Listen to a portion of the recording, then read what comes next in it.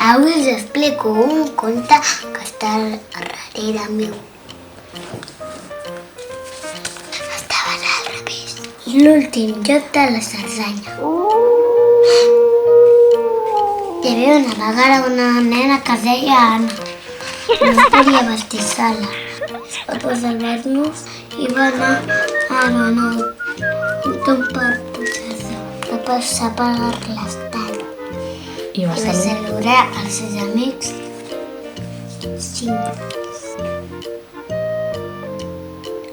Un llop.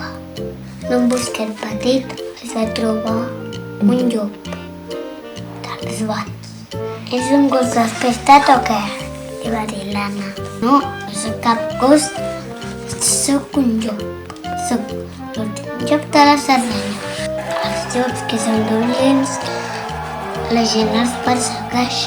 Així que jo no molesto a ningú i visc als boscos. Que tens gana? Li va dir l'Anna. No, m'agradaria parlar al morro.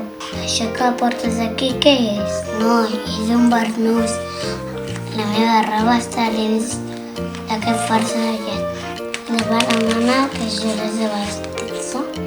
M'acompanyaràs a casa, m'he perdut, va dir l'Anna.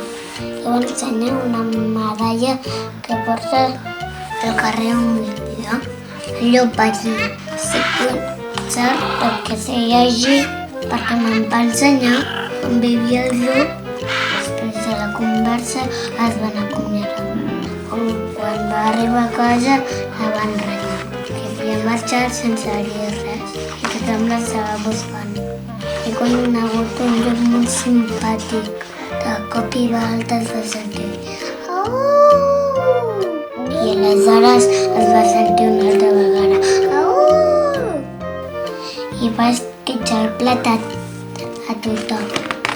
Bona nit, Anna, bona nit, Cerdanya! I sí que es van haver de creure que l'Anna havia conegut un llop. I cada vespre se sentia au! Bona nit, Anna, bona nit, Cerdanya! En el futur un llop. És l'últim llop És l'últim llop de la Cerdanya. que es va veure l'any 2007. D'aquí un gos, d'aquí un gat. Ens veiem. Bé.